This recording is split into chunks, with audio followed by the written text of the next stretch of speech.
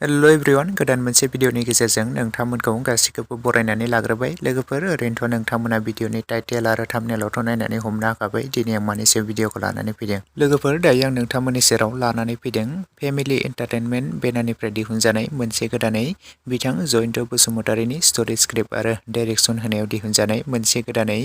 खांखिला गोफार मोनसे comedy short मुभिनि सायाव आपडेट लानानै फैदों लोगोफोर नोंथांमोनाथ' गोबाङानो बे खांखिला गोफार मोनसे कमेडि शर्ट मुभिखौ गोबाङानो नायबाय थाखादों आरो नुबाय थाखादों नङा होमबा लोगोफोर पार्ट बाय पार्ट बिथांमोना रिलिज खालामनानै होगासिनो दंखायो स' नोंथांमोना गोबाङानो पार्ट 1 निफ्राय लानानै पार्ट 12 सिम अलरेडि नायखाबाय आरो नुखाबाय आरो नोंथांमोना गोबाङानो नायनानै अनसायदों बे खांखिला गोफार मोनसे कमेडि शर्ट मुभिखौ आरो लोगोफोर नोंथांमोना बे खांखिला गोफार मोनसे कमेडि शर्ट मुभियावनो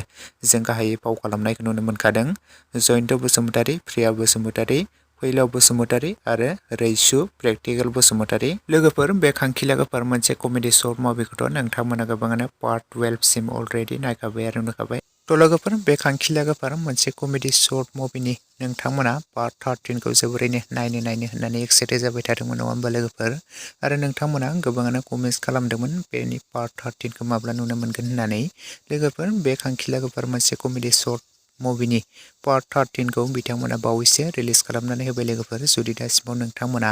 सोरबाफोर नायालासिनो थादोंब्ला बयबो फेमिलि एन्टारटेनमेन्ट चेनेलावहाय नोंथांमोना बयबो थांनानै नायहैब्लानो जाबाय लोगोफोर आरो सोर नोंथांमोना दासिमाव बे खांखिला गोफार मोनसे कमेडि शर्ट मुभिनि पार्ट 13 खौ दासिमाव नायखो बयबो कमेन्टनि गेजेरजों फोरमायहरदो लोगोफोर आरो बिथांमोना बे मोनसे खांखिला गोफार मोनसे कमेडि शर्ट मुभिनि पार्ट 14 लाबोबावगोन दे लोगोफोर बिथांमोना थाबैनो बे खांखिला गोफार मोनसे कमेडि शर्ट मुभिनि पार्ट 14 खौबो बिथांमोना थाबैनो रिलिज खालामनानै होगोन बिथांमोना फेमिलि एन्टारटेनमेन्ट चेनेलनि गेजेरजोंनो बिथांमोना थाबैनो बेनि पार्ट 14 खौबो रिलिज खालामनानै होगोन स' नोंथांमोना भिडियोखौ नायनानै बयबो सापर्ट खालामहैदो बिथांमोना थाबैनो रिलिज खालामनानै होगोन बेनि पार्ट 14 खौबो